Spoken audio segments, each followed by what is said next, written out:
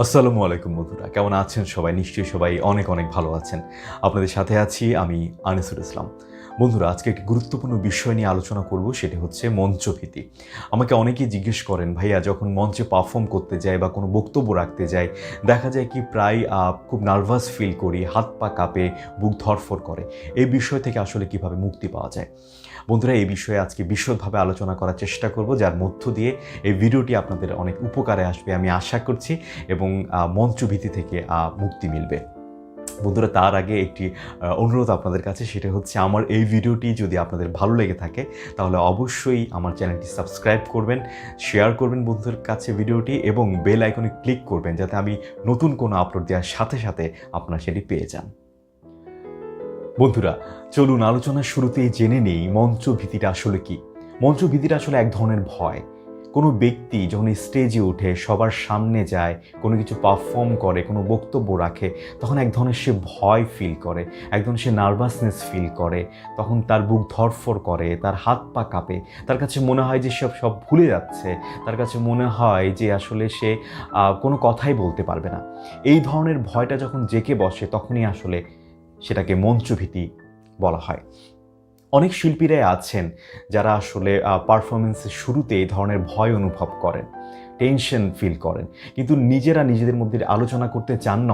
অনেকে মনে করেন যে এই ভয়টা যদি প্রকাশ করেন তাহলে আসলে তার আত্মমর্যাদার ক্ষতি হবে। বিষয়টা কিন্তু আসলে বন্ধুরা তেমন নয়। শিল্পীরা যদি নিজেদের মধ্যে আলোচনা করে, যারা পারফর্মার তারা যদি নিজেদের মধ্যে আলোচনা করে, তখন কিন্তু অনেক সমস্যার সমাধান হয়ে যায়। কারণ প্রত্যেক মানুষের একটা নিজস্ব টেকনিক আছে, যার মধ্য দিয়ে কিন্তু তারা এই সমস্ত ভয়গুলোকে দূর করে। তো বন্ধুরা, আসলে ভালো শিল্পী হতে হলে, ভালো পারফর্ম হতে হলে বা ভালো বক্তা হতে হলে অবশ্যই মঞ্চভীতিটাকে জয় করতে হবে, এবং জয় করতে পারলেই কিন্তু স্বাভাবিকভাবে আসলে নিজেকে উপস্থাপন করা যাবে, ভালোভাবে পারফর্ম করা যাবে, বা নিজের সঠিক বক্তব্যটা উপস্থাপন করা যাবে। বন্ধুরা, এবার আলোচনা করি, চলুন কিভাবে এই মঞ্চভীতিটি কাটানো যাবে। নিজেকে বন্ধুরা রাজা মনে করতে হবে। আপনি যখন আসলে মঞ্চে উঠবেন তখন আসলে নিজেকে রাজা মনে করবেন, যে আপনি সব কিছু নিয়ন্ত্রণ করবেন, সবাই আপনাকে শুনছে, আপনি আত্মমর্যাদা সম্পন্ন একজন মানুষ। আপনি ভুল করতে পারেন না, আপনি ভয় পেতে পারেন না, বা আপনি ভয় পাবেন না, আপনি ভুলে যাওয়ার ভয় পাবেন না। আপনি নিজেকে রাজা মনে করবেন, আপনি নিজেকে আত্মবিশ্বাসী একটা মানুষ মনে করবেন। এই মনে করতে করতেই কিন্তু বন্ধুরা সেই আত্মবিশ্বাসটা গ্রো আপ করবে, এবং আপনার যে একটা ভয় সেটি কিন্তু কমতে থাকবে দিনকে দিন। দর্শকের চোখের সামনে চোখ রাখবেন না, সরাসরি দর্শকের সাথে আই কন্ট্যাক্ট করবেন না। দেখা যায় সরাসরি দর্শকের সাথে আই কন্ট্যাক্ট করলে কিন্তু আপনি আপনার পারফরমেন্সের বিষয় থেকে কিন্তু ছুটে যেতে পারেন। তো আপনি দর্শকের সামনে তাকাবেন, একেবারে আপনার কপাল যেখানে যাচ্ছে আপনি সেখানে সামনে তাকাবেন, কিন্তু দর্শকের চোখে তাকাবেন না। কারণ দর্শকের অনেক এক্সপ্রেশন আপনাকে সমস্যা করতে পারে, বা দেখা যায় কি আপনার কোনো একটা বন্ধু আছে, সে আপনাকে ডিস্টার্ব করতে পারে, হাই দিতে পারে, মজা করতে পারে। তো এই বিষয়ে যদি আপনি আসলে চোখ দেন তাহলে কিন্তু আপনি আপনার পারফরমেন্স থেকে ছুটে যাবেন। তাই বন্ধুরা, দর্শকের সামনে সাথে সরাসরি আই কন্ট্যাক্ট করা যাবে না। সামনে তাকাতে হবে, কিন্তু দর্শকের সামনে আই কন্ট্যাক্ট করা যাবে না। তো বন্ধুরা, আরেকটা বিষয় হচ্ছে গিয়ে যে আপনি ভালোভাবে প্র্যাকটিস করবেন। এটি আসলে যে কোনো কবিতা আবৃত্তি হতে পারে, গান হতে পারে, যে কোনো বক্তব্য হতে পারে, সেটি ভালোভাবে প্র্যাকটিস করবেন। আপনি যদি ভালোভাবে প্রতিদিন প্র্যাকটিস করে নিজেকে গড়ে তোলেন তাহলে কিন্তু মঞ্চে গিয়ে সেটি ভুলে যাওয়ার সম্ভাবনা কিন্তু খুবই কম থাকবে। আর আপনাকে মনে রাখতে হবে, আপনি যদি আসলে কোনো কিছু ভালোভাবে মুখস্থ করে নেন, ভালোভাবে নিজের মধ্যে আয়ত্ত করে নেন, তাহলে কিন্তু আপনি ভুলে যাবেন না। আবার দেখা যায় কোনো একটি কবিতা আবৃত্তি যদি আপনি পারফর্ম করেন, সেটা কিন্তু দেখা যায় কি আপনি হুট করে কোনো একটা লাইন ভুলে যেতে পারেন। তো হুট করে যদি আপনি কোনো একটা লাইন ভুলে যান তাহলে কিন্তু সেখানে থেমে যাওয়া যাবে না, সেটা রিকভার করে ফেলতে হবে, অথবা অন্য একটা লাইনে আপনি চলে যেতে পারেন, বা অন্য একটা কথা দিয়ে সেটিকে আপনি রিকভার করে ফেলতে পারেন এই সমস্যাটাকে। বা হুট করে আপনি কোনো একটা কবিতা আবৃত্তি করলেন, আপনি হুট করে একটা লাইন ভুলে গেলেন, তাহলে কিন্তু আপনি যদি থেমে যান তাহলে কিন্তু এরপরে সব কিছু গুবলেট হয়ে যাবে, আপনি ভুলে যেতে পারেন। তো আসলে যে জিনিসটা গুরুত্বপূর্ণ সেটা হচ্ছে কোনো লাইন আমরা ভুলে যেতেই পারি, ভুলে গেলে সাথে সাথে পরের লাইনে চলে যাব, অথবা কোনো একটা শব্দ দিয়ে আপনি সেটাকে রিকভার করে ফেলতে পারেন। এই বিষয়টা খুবই আসলে গুরুত্বপূর্ণ। আর একটা বিষয় বারবারই বলছি, সেটা হচ্ছে আসলে প্র্যাকটিস। যত বেশি প্র্যাকটিস করবেন আপনার মঞ্চে পারফরমেন্স তত বেশি ভালো হবে। আর অনেকের এক ধরনের ভয় কাজ করে, সেটা হচ্ছে ভুলে যাওয়ার ভয়। অনেকে ভাবে যে আসলে আমি হয়তো ভুলে যাব, আমি খুব ভালো পারফরমেন্স করেছি, খুব ভালো প্র্যাকটিস করেছি, বাসায় বারবার এখন ভালো মুখস্থ পারি, কিন্তু মঞ্চে গিয়ে হয়তো ভুলে যাব। এই চিন্তা থেকে আসলে বেরিয়ে আসতে হবে। আপনাকে মনে রাখতে হবে আপনি এই কাজটার জন্য যেভাবে এফোর্ট দিয়েছেন, যেভাবে কষ্ট করেছেন, আপনি ভুলে যেতে পারেন না। তো আরেকটা বিষয় হচ্ছে বন্ধুরা, যে মঞ্চে আপনি যখন কোনো কিছু পারফর্ম করবেন, শুরুটা ভালো হওয়াটা খুব গুরুত্বপূর্ণ। আপনার স্টার্টিংয়ে যেন আপনি ভুল না করে বসেন। শুরুটা যদি ভালো করে ফেলেন তাহলে কিন্তু আপনি আপনার পারফরমেন্সের মাধ্যমে অথবা বক্তব্যের মধ্য দিয়ে কিন্তু দর্শককে আপনার কথার মধ্যে কি ঢুকিয়ে ফেলতে পারবেন। তো আসলে শুরুটা খুব বেশি ভালো হওয়াটা খুব গুরুত্বপূর্ণ। আর আপনি যদি কোনো কিছু আসলে বক্তব্য রাখতে যান, কোনো একটা বিষয়ে বক্তব্য রাখতে যান, তাহলে আপনি বক্তব্যে কি বলবেন এই বিষয়গুলো আগে থেকে একটা হোমওয়ার্ক করে নেবেন। পয়েন্টগুলো হোমওয়ার্ক করে নেবেন যে কোন পয়েন্টে আসলে আপনি কথা বলবেন। এই বিষয়গুলো নিয়ে আপনি যদি আসলে একটু হোমওয়ার্ক করেন, তাহলে কিন্তু সেই পয়েন্ট বেসিস আপনি স্বাভাবিকভাবেই আপনার বক্তব্যটা তুলে ধরতে পারবেন সবার সামনে।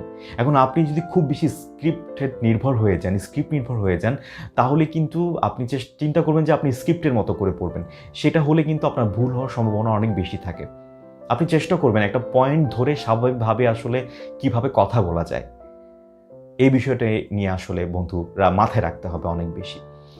আর দেখা যায় কি, হুট করে বৃষ্টি পড়ছে বা প্রচণ্ড শীতকাল বা কোনো একটা সমস্যা হয়েছে, তো এই বিষয় নিয়ে টেনে আপনি আপনার কথাটা শুরু করতে পারেন যে প্রচণ্ড বৃষ্টি পড়ছে, এর মধ্য দিয়ে আসলে সবাই আমরা এখানে এসেছি, আনন্দ করছি, মজা করছি, আশা করছি একটা সুন্দর মুহূর্ত আমরা সবার সাথে আসলে উপভোগ করতে পারবো। এভাবেও বন্ধুরা শুরু করতে পারেন। প্রচণ্ড শীত পড়ছে, কিন্তু শীতের মধ্য দিয়ে সবাই আমরা এখানে এসেছি আসলে একটা অনুষ্ঠানকে সার্থক করার জন্য। এটা আসলেই চমৎকার একটা বিষয়। এভাবেও শুরু করতে পারেন। আর যে কোনো সিচুয়েশন হতে পারে, যে তৎক্ষণাৎ একটা সিচুয়েশন চেঞ্জ হতে পারে, এই সিচুয়েশনের জন্য আসলে নিজেকে একেবারে খুব বেশি মাথায় রাখতে হবে যে এরকম সিচুয়েশন যদি আসে তাহলে কিভাবে আমি আসলে ট্যাকেল দেব। তো আরেকটা বিষয় হচ্ছে কি বন্ধুরা, মজা করা। যে কোনো একটা মজার কৌতুক দিয়ে আপনি স্টার্ট করতে পারেন, শুরু করতে পারেন, দর্শকদের সাথে কমিউনিকেশন করতে পারেন। দর্শকরা যখন আসলে আপনার কথায় মজা পাবে, তখন কিন্তু আপনার আস্তে আস্তে সে ভয় ভীতিটা কিন্তু আসলে চলে যেতে থাকবে। এভাবেই কিন্তু আসলে বন্ধুরা মাথায় রাখতে হবে যে আপনি আসলে যখন মঞ্চে যাবেন, তখন আপনি আসলে সবার রাজা, তখন আপনি সবাইকে নিয়ন্ত্রণ করছেন। এভাবে আসলে নিজেকে অনুভব করবেন। নিজেকে ছোট ভাববেন না, নিজেকে ক্ষুদ্র ভাববেন না, নিজেকে বড় ভাববেন মঞ্চে যখন যাবেন। আমার শিক্ষক এটা আমাকে প্রায় বলতো যে, আনিস তুমি যখন মঞ্চে যাবে তখন নিজেকে রাজা মনে করবা, তখন কিন্তু আসলে তোমার সমস্যাগুলো আস্তে আস্তে সমাধান হতে থাকবে, তোমার ভয় আস্তে আস্তে কমতে থাকবে। এবং আপনি যখন আপনার মাইক্রোফোনে যখন আপনি আপনার নিজের কণ্ঠ শুনবেন, তখন কিন্তু একটা আলাদা ভালো লাগা কাজ করে। সেই কণ্ঠটাই কিন্তু নিজের আত্মবিশ্বাসটাও অনেকাংশে বাড়িয়ে দিতে পারে। বন্ধুরা, আমি এখন শেয়ার করব মঞ্চে পারফরমেন্স করার ক্ষেত্রে আমার অভিজ্ঞতার কথা। আমার কিন্তু একটা সময় বেশ রকমের ভয় কাজ করতো, খুব নার্ভাস ফিল করতাম। আমার কাছে মনে হতো যে আমি হয়তো ভুলে যাব, এখন হয়তো ভুলে যাব, শুরু করছি এখন হয়তো ভুলে যাব। তো এই বিষয়টা আসলে সলভ করার জন্য আমি প্রচুর প্র্যাকটিস করতাম, অনেক বেশি প্র্যাকটিস করতাম।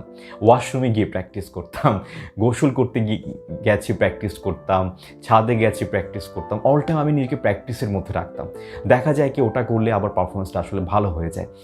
তো এভাবে আসলে অনেক বেশি প্র্যাকটিস করার কারণে একটা সময় কিন্তু এই বিষয়গুলো আসলে কাটানো অনেক বেশি, এই ভয়টা কাটানো অনেক বেশি আসলে সহজ হয়ে যায়।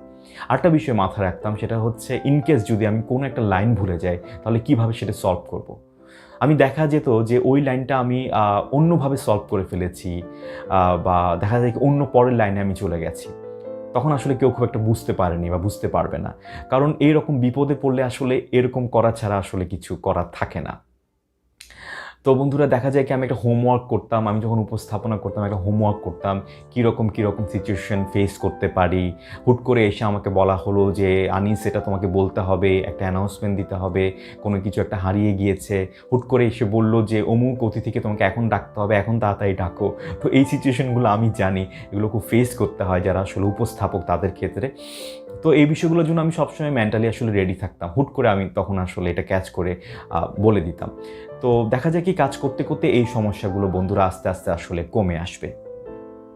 আর যদি আমি বলি যে মঞ্চভীতি নিয়ে আসলে বিভিন্ন রকমের বিষয় আসলে আমি জেনেছি, সেটা হচ্ছে অনেকেই দেখা যায় কি শিল্পীরা প্রচণ্ড রকমের অনেকে আছেন ভয় পান। দেখা যায় কি তারা উন্নত দেশে দেখা যায় কি তারা বিভিন্ন থেরাপি নেন। থেরাপিগুলো এমন সেটা হচ্ছে ভয়ানক পরিবেশে ওরা কিভাবে নিজেদের পারফর্ম করছে, ওদের একটা ভয়ানক পরিবেশ ওদের জন্য সৃষ্টি করা হতো এবং ওখানে আসলে কিভাবে ওরা আসলে নিজের কথাগুলো বলছে বা নিজের পারফরমেন্সটা ঠিক রাখছে এই বিষয়গুলো আসলে দেখা হতো। আরেকটা বিষয় হচ্ছে অনেক শিল্পী দেখা যায় কি পথে পথে গান গেয়ে বেড়াতো এই সমস্যাটা সমাধান করার জন্য। দেখা যায় কি প্রচুর পারফরমেন্স করার ক্ষেত্রে একটা সময় আসলে স্টেজে ওঠার পর তাদের আসলে ভয়টা আস্তে আস্তে কাটতে শুরু করে। তো বন্ধুরা আসলে এগুলো হচ্ছে কি টেকনিক, আশা করি এই টেকনিকগুলো আপনাদের জীবনে অনেক বেশি কাজে লাগবে এবং যারা পারফর্মার এবং মঞ্চে যারা বক্তব্য রাখেন তাদের এই মঞ্চের এই ভয়টা আসলে কাটানো যাবে।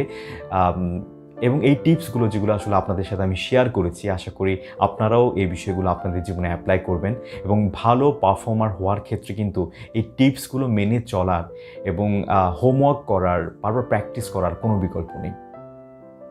বন্ধুরা আশা করি এই ভিডিওটি আপনাদের অনেক অনেক উপকারে আসবে এবং যারা পারফর্মার, যারা আর্টিস্ট, যারা বক্তা, যারা উপস্থাপক সবার ক্ষেত্রে এই ভিডিওটি অনেক বেশি কাজে লাগবে। সবাই ভালো থাকুন, সুস্থ থাকুন এবং আগামী ভিডিওতে আবারও দেখা হবে আপনাদের সাথে নতুন কোনো বিষয় নিয়ে। খোদা হাফেজ।